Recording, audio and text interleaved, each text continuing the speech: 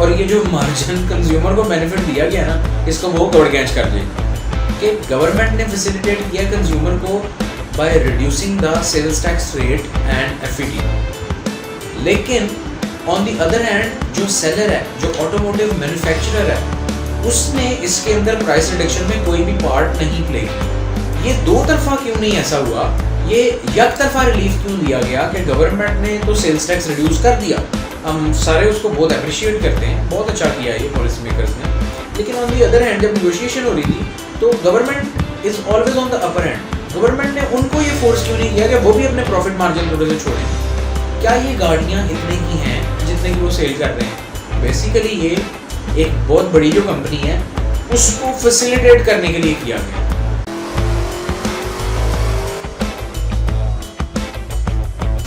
अस्सलाम वालेकुम friends and welcome to the show. मैं हूं एहसन तनवीर शेख, आप देख रहे हैं कारीगर।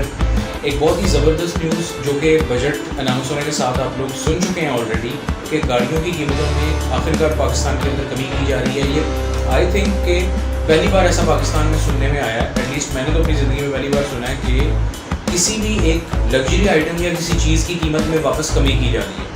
गवर्नमेंट की तरफ से एक बहुत खुश आइन कदम है कि वो डायरेक्ट बर्डन ऑफ टैक्स जो कि सेल्स टैक्स और फेडरल एक्साइज ड्यूटी है जो कि कंज्यूमर पर ट्रांसफर होता है बर्डन, उसमें उन्होंने रिलीफ दिया है जो कि एक बहुत खुश आइन बात है। 850 सीसी तक की जो गाड़ियाँ हैं पाकिस्तान के अंदर, इस ब्रैकेट के अंदर सिर्फ 3 गाड़ियाँ फिलहाल फॉल कर रही हैं। पहली गाड़ी पाकिस्तानी सुजुकी ऑल्टो, दूसरी गाड़ी यूनाइटेड ब्रावो, तीसरी गाड़ी DFS के प्रिंस पर रोड प्रिंस वालों की। अब ये 3 गाड़ियाँ इस ब्रैकेट में फॉल कर रही हैं 850 सीसी के अंदर। और इनके अंदर कितना डिफरेंस आ रहा है प्राइसेस के अंदर? सुजुकी ऑल्टो की जो VXL AGS है उसके अंदर मैक्सिमम, क्योंकि इन सब में से कीमत उसी की सबसे ज़्यादा है तो ज़ाहिर है परसेंटेज डिफरेंस भी सबसे ज़्यादा उसी के अंदर आएगा। तकरीबन 1,13,000 रुपये का फ़र्क उसके अंदर आएगा, रिडक्शन आएगी इन प्राइस। वो गाड़ी पहले सेल की जा रही थी 16,33,000 की, वहीं वो अब 15,30,000 रुपये की सेल की जाएगी, इट इज़ एक्सपेक्टेड। और इसी तरह जो उसके दूसरे वेरिएंट्स हैं, VXR की बात कर रहे थे, VXR 14,33,000 की पहले सेल की जा रही थी, अब इस रिडक्शन के बाद वो 13,45,000 की सेल की जाएगी। VX के बारे में एक अजीब सी कन्फ्यूजन है कि VX की अगर सुजुकी से आप पता करें तो उसकी बुकिंग क्लोज्ड है, उसकी वो बुकिंग नहीं ले रहे। लेकिन अगर आप उनकी प्राइस देखें, वो वेबसाइट पे भी फ्लोट कर रहे हैं, हर जगह पे प्राइस अनाउंस की जा रही है। और अगर आप मार्केट में जाएं तो VX अवेलेबल भी है, लेकिन वो बुकिंग पे नहीं, वो आपको ओन पे मिलती है। और बिलीव यू मी, 1.5 लाख से 2 लाख रुपए ओन के ऊपर पाक सुजुकी ऑल्टो VX मिल रही है, VXR की कीमत में मिलती है। तो मुझे नहीं समझ आता कि लोग किस ज़हनियत के साथ जाते हैं और 1.5 लाख रुपया, 1.25 लाख रुपया ओन दे के पाक सुजुकी ऑल्टो VX खरीद लेते हैं। खैर, this is out of context, इसका किसी और वीडियो के अंदर जिक्र करेंगे। आज हम स्पेसिफिकली जो सा इस वीडियो के अंदर डिस्कशन क्या करने वाले हैं वो मैं थोड़ा समराइज़ कर देता हूँ। ये कौन सी गाड़ियाँ हैं? ये 3 गाड़ियाँ हैं, वो बात हो गई। इनकी कीमत में कितनी कमी आ रही है वो मैं अभी आपको बताने वाला हूँ। इसके बाद कोई थोड़ी सी इनसाइडर न्यूज़ है, कोई जानने वाले हैं जिनसे मुझे पता चली है कि एक बड़ी कंपनी है और वो क्या मतलब करना चाह रहे हैं आगे ऑनवर्ड्स, थोड़ा सा वो आपको बताता हूँ, मुखबरी है। इसके अलावा वन मोर थिंग, इसका थोड़ा सा एनालिसिस करते हैं, मेरा टेक क्या है फ्रॉम दिस प्राइस रिडक्शन, मैं उसके बारे में थोड़ा अपना ओपिनियन दूँ। आगे बढ़ने से पहले मैं गुजारिश करना चाहूँगा कि आप कारीगर YouTube चैनल को फ़ौरन सब्सक्राइब कर लें और बेल नोटिफिकेशंस भी ऑन कर लें ताकि आपको हर आने वाली नई वीडियो मिल जाया करे, उसका नोटिफिकेशन मिल जाया करे। और आप मेरा फेसबुक पेज भी लाइक कर दें और ये आपकी तरफ से एक बड़ी ज़बरदस्त सपोर्ट होती है, थैंक यू वेरी मच। अच्छा, तो ऑल्टो की कीमतें जो सी हैं वो कमी होंगी। अब ऑल्टो VX जो कि 11,98,000 रुपये की फ्लोट की गई थी उसकी प्राइस वेबसाइट के ऊपर, वो एक्सपेक्टेड है कि 11,24,000 रुपये की अब मिलेगी। चलिए लेट्स सी, देखते हैं क्या होता है आगे। तो आगे दूसरी जो 2 गाड़ियाँ हैं उनकी कीमतों में कितनी कमी आएगी? वैसे आपस की बात है, बाकी 2 गाड़ियाँ जो सी हैं वो ऑलरेडी फेल हैं, वो कोई बिक तो रही नहीं है, ऑलरेडी उनकी सेल्स जो सी हैं वो कितनी अच्छी नहीं है। तो मेरा नहीं ख्याल कि इतनी ये जो थोड़ी सी 7% के करीब जो रिडक्शन आएगी प्राइस से, इससे उनकी सेल्स में कोई इजाफा हो सकेगा। ये एक फैक्टर, ये डिटर्मिनेंट नहीं है ये उनकी सेल्स का। जो प्राइस है अभी करंटली, ये जो रिडक्शन उसके अंदर आई है, ये उनकी सेल्स को बूस्ट करने का डिटर्मिनेंट नहीं है।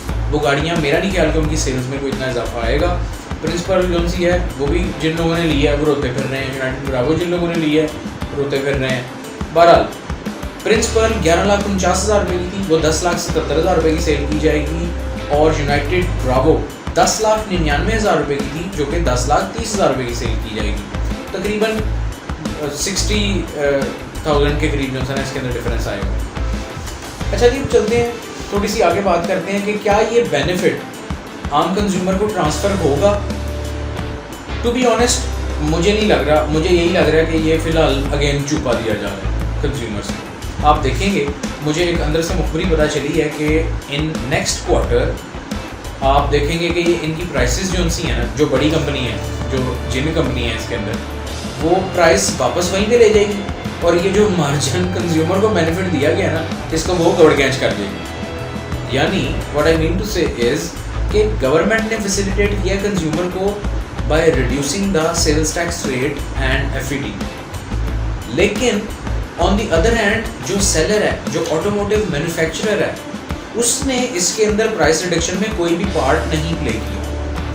वो घात लगा के इसी तरह बैठे हुए हैं कि अब ये सेल्स टैक्स में जो रिडक्शन आई है इसका बेनिफिट उन्होंने कैसे उठाना है। अंदर खाते उनकी सीनियर ऑफिशियल्स और जो लोग हैं बड़े मेन, वो उनकी मीटिंग्स हो रही हैं और वो ये डिसाइड कर रहे हैं प्राइसिंग स्ट्रेटजी कि किस तरह से ये जो बेनिफिट दिया गया है गवर्नमेंट की तरफ से वो कैसे इसको खाएंगे, और वही इसको खाएंगे। मैं आपको बता रहा हूँ कि ये गाड़ियों की प्राइसेस वापस उतनी 16.5 लाख रुपए की हो जाएगी एचईएस ऑल्टो वापस, और ये जो डेल्टा जो डिफरेंस जो कंज्यूमर को ट्रांसफ़र किया जाना था 1,13,000 रुपये का, ये जनाब वो आराम से कपड़ गैंच कर जाएंगे। ये आप भी यही हैं, मैं भी यही हूँ, हम ये देखेंगे। ठीक है जी, तो ये तो होगा, इसका तो मतलब कोई रोक टोक नहीं है।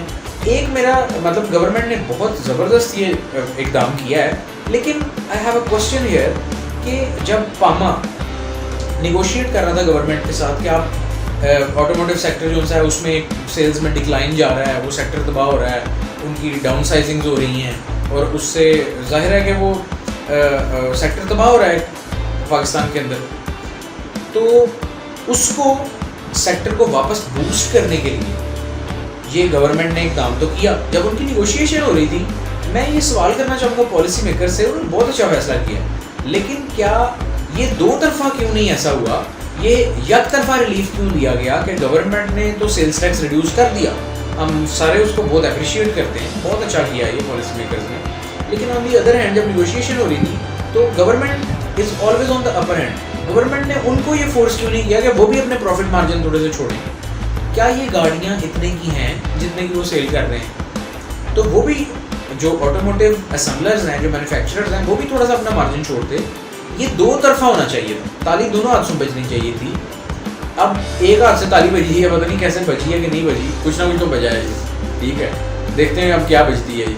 अब होगा क्या कि ये जनाब बेनिफिट सारा ऑटोमोटिव मैन्युफैक्चरर्स ले जाएंगे, बल्कि मुझे बताया ये गया किसी एक अंदर के बंदे की तरफ से कि बेसिकली ये एक बहुत बड़ी जो कंपनी है उसको फैसिलिटेट करने के लिए किया गया। अब इस बात में कितनी हकीकत है वी डोंट नो, ये आने वाला वक्त में बताएगा, लेकिन मुझे लग रहा है कि इसमें कुछ हकीकत है कि ये एक बड़ी कंपनी को फैसिलिटेट करने के लिए किया गया सिर्फ, कि ये जो डेल्टा डिफरेंस है ये आवाम को पता नहीं ट्रांसफ़र होता है या किस हद तक होता है, कंज्यूमर्स को, कंपनी को ज़रूर ये बेनिफिट ट्रांसफ़र होगा। आप देखेंगे वो लोग जो कि प्लान कर चुके थे कि उन्होंने नई गाड़ी बुक करवानी है, सुजुकी ऑल्टो लेनी है, प्रिंसिपल लेनी है, यूनाइटेड ब्रावो लेनी है, उन लोगों के लिए ये इंशाल्लाह एक सुनहरी मौका है। उनकी प्लानिंग जो सी है वो ज़बरदस्त एक डायरेक्शन में जा रही है, और this is the right time. अब जाहिर है इट परफेक्टली मेक सेंस कि अगर किसी ने प्लान किया हुआ था और उनका सेम गाड़ी खरीदते वक्त तकरीबन 1.25 लाख रुपया बच रहा होगा, तो वो एक बहुत ही ज़बरदस्त बात है, और गवर्नमेंट की तरफ से एक बहुत अच्छा कदम और रिलीफ पहुंचेगा यंगस्टर्स को, और ये गाड़ियों की सेल्स भी इससे कुछ हद तक में भी इट सीम्स कि शायद बूस्ट हो सकें, लेकिन still on the other hand ये प्राइसेस इतनी रिड्यूस नहीं की गई कि आम यंगस्टर या आम ख़वातीन और जो कि लोअर मिडिल क्लास की फैमिलीज़ हैं, जो कि धूप बारिश और इस तरह के सख्त मौसमों के अंदर भी मोटरसाइकिल्स पे या बसों पे धक्के खा रहे होते हैं, और मौसमों की बेबसी का एक आलम जो है वो उनके लिए होता है जब भी मौसम में कोई इस तरह की तब्दीली आती है। उनके लिए मेरा नहीं ख्याल कि कोई ये बहुत बड़ा रिलीफ है या ये कोई बहुत बड़ा इस तरह का पैकेज दिया गया है। तो लेट्स सी कि ये कितना फ़ायदा पहुंचाती है। अच्छा जी, एक और रिलीफ जो कि दिया गया है वो है इलेक्ट्रिक व्हीकल्स के बारे में। एक और यहाँ पे कंफ्यूजन ये है कि इलेक्ट्रिक व्हीकल्स अभी तक MG की भी जो आई हैं या इसके अलावा जो भी पाकिस्तान के अंदर आई हैं, those are imported CBU units, उनके अंदर कोई जो सा वो रिलीफ नहीं दिया गया। जो असेंबलर्स या जो मैन्युफैक्चरर लोकल गाड़ी बनाएंगे इलेक्ट्रिक, उसको उसके अंदर सेल्स टैक्स को 17% से कम करके 1% कर दिया गया। 16% रिडक्शन दी गई है on the manufacturing of electric vehicle. Sales tax की कमी की गई है। अच्छा, इसका डायरेक्ट जो फ़ायदा है वो भी ट्रांसफ़र होगा ऑन कंज्यूमर, यानी जाहिर है कि गाड़ी की कीमत कम हो जाएगी तो ये बेनिफिट भी कंज्यूमर को ट्रांसफ़र होगा। लेकिन अभी करंटली ऐसी कोई गाड़ी मैन्युफैक्चर नहीं हो रही पाकिस्तान के अंदर, पहली चीज़। दूसरी चीज़, अगर ये गाड़ियाँ मैन्युफैक्चर हो भी जाती हैं तो आई प्रेडिक्ट यू कि जिस तरह MG ने टीज़ किया था पिछले कुछ अर्से के अंदर कि वो एक छोटी मिनी इलेक्ट्रिक कार लेके आ रहे हैं जो चाइना में बहुत ही कामयाब हुई थी, मेरा ये पर्सनल ओपिनियन है कि वो गाड़ियाँ पाकिस्तान के अंदर कामयाब नहीं होंगी। द रीज़न इज़ कि पहली बात, पाकिस्तान के अंदर इतनी अबंडेंट इलेक्ट्रिसिटी नहीं है, तो ये एक बहुत बड़ा फैक्टर है। जो चीज़ आप जो फ्यूल उस गाड़ी को दे रहे हैं, यानी जो पावर, जिस एनर्जी से उसने चलना है, वो एनर्जी यहाँ अबंडेंस में है ही नहीं। बहुत इंपॉर्टेंट फैक्टर है। अनदर फैक्टर कि पाकिस्तान के अंदर जो बिजली के टैरिफ हैं वो बड़े ही हैरानकुन टैरिफ हैं। जहाँ पे भी आप बल्क में या कोई ज़्यादा चीज़ खरीदते हैं तो आपको डिस्काउंट मिलता है उसके ऊपर। यहाँ पे टैरिफ इस तरह का है कि अगर आप 100 यूनिट से ऊपर जाते हैं तो यूनिट की प्राइस बढ़ जाती है, अगर आप 300 यूनिट से ऊपर जाते हैं तो वो डबल हो जाती है। तो जो बंदा इलेक्ट्रिक गाड़ी ले लेगा, पहले तो आप देखें कि आप कह रहे हैं कि इलेक्ट्रिक गाड़ी को सस्ता किया जा रहा है, 10 लाख से नीचे दी जाएगी। वो जो MG वालों ने भी टीज़ किया था कि 5-6 लाख रुपए की गाड़ी है। इसका मतलब कि ये एक आम बंदा, एक मिडिल क्लास फैमिली का बंदा या एक यंगस्टर की गाड़ी लेगा। जब यंगस्टर वो गाड़ी ले लेगा तो मेरे भाई वो अपना गुर्दा बेच के उसका जो बिजली का बिल है वो देगा।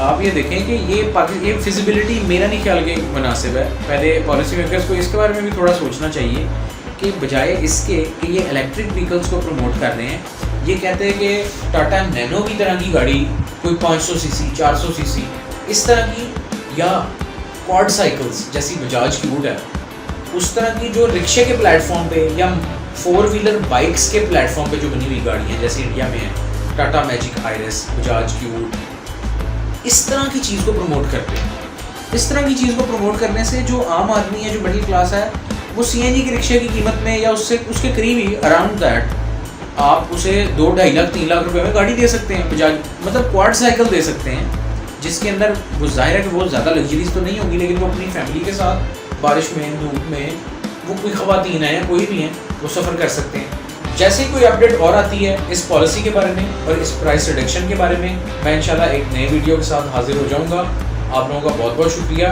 अगर आपको मेरा वीडियो पसंद आता है तो हिट द लाइक बटन, और आप कमेंट सेक्शन के अंदर अपनी राय का इज़हार भी लाजमी किया करें। और इसी के साथ अपने दोस्त, अपने भाई एहसन तनवीर को इजाज़त दें। अस्सलाम वालेकुम।